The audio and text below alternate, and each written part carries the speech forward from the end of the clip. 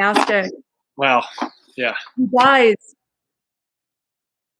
There's so like, much. I had no idea she wrote that Healthy Active Children policy.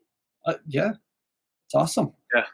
That's one of the policies that we restate, and that's the one that enforces physical activity and daily recess. That policy is so strong in language in our state that it is not encourage. It is required. Like wow. Like I knew what an influence she was, but I had no idea that she had that. She wore that hat. Yeah, it's crazy that we're just finding out that we just found this out now. I mean, it's. Yeah.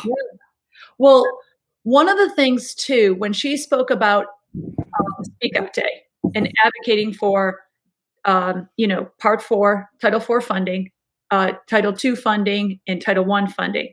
When we became a well-rounded course, health and PE, I reached out, and this was a couple years ago. No, actually, 4 years ago. This is right before Obama left office, when he did the reauthorization of the Elementary Secondary Education Act, and health and PE became a well-rounded course.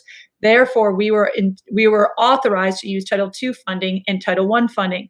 Before that, we weren't authorized to use it because we were not considered a well-rounded course in health and PE. So I reached out to Kymm right away and said, okay, my Title I schools want to use funding for health and PE programs. How can they make that happen?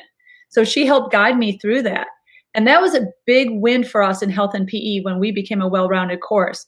But even when we did become a well-rounded course, we need to know how to message out appropriately to be able to get those funding. We're authorized to get the funding, but doesn't mean we get it.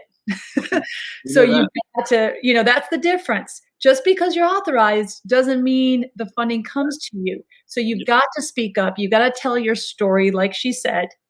And that's why Speak Out Day is so important. And, growing your network, because there are people all across this, nation, and Kymm is one person that you could go to say, how can I access this funding? Do you have any messaging or words that I can use when I put up proposals? So we were successful in our large urban school district. We have plenty of principals that use Title I funding now, and Title II funding to send our teachers to professional development, like National Shape America, like the Physical Education Institute, like North Carolina Shape. But if you don't ask, it's not coming your way. That's true. But I tell you, I mean, a couple of things that stick out to me from this is, and I know Kymm didn't really mention this, but she has been a pretty big bridge of getting people together. Because I think about the Summer Institute, when she was always teaching people about Voxer and getting people together, Voxer groups. So, I mean, she's really bringing people together in our business so that we aren't out on that island, right? And we're not just left out and trying to mentor each other. So, that's one thing that we didn't really get to talking about, but she really does an amazing job of trying to bring as many people together. And I guess, it does come from Mac for her that she does that. And the other thing, and that this stuck out to me, is the fact that she was able to let go a little bit with her story of some of the mental issues that are out there, but also that we battled. And we often talk about like how much we really need to think about our mental health as teachers, because this is a draining business, especially in this time. But also to look back on some of the trauma that there is, or that we've battled as kids, that make us get to this point. Right. And affect us later on. And that's something that, hey, that's one of the next steps in our profession, is making sure our teachers understand the effect that they can have on healing kids with trauma or dealing with a mental illness. I mean, that's really the deep health part of our business. But the PE connection will also, especially at the elementary level. Yeah, I just keep waiting, guys. Simon keeps walking in the room, and he's laying on the green screen. I'm waiting for it to fall down behind me. So, Simon's your dog, for those who are listening. Yes, it's a dog. Yes, and he tends to want to just find his way in places he doesn't belong. But with Kymm, I mean, there is so much to to take away from that awesome conversation. But the two things that really stuck out was that we are really servants to the profession. Right? We are serving others. We're lifting up their needs, their concerns, especially in our roles right now. We're serving our teachers to get them what they need as far as the resources, curriculum, instruction, whatever they need to be their best. And then the other thing too is we teach kids, not just health and PE. I think that one will always stick with me, and I will use that going forward. It's all about the kids, and we always talk about that. You can have the greatest lesson plan in the world, but when those kids walk through the door, they bring in so many different issues or different things with them, that lesson plan can easily change at the drop of a hat. And we have to be prepared for that, and we need to meet them at their level where they are and their needs to then get the most out of what we want from them. So to me, that right there says it all. If you understand your kids, you build those relationships, that connectedness, you're going to be a success. I think that is a great ending right there.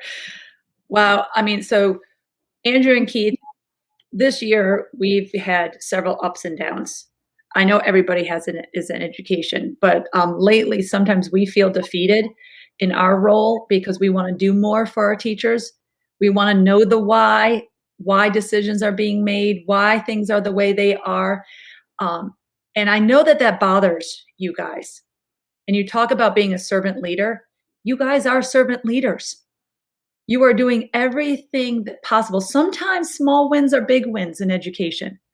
Small progress is still progress. It's being there for the marathon, not the sprint.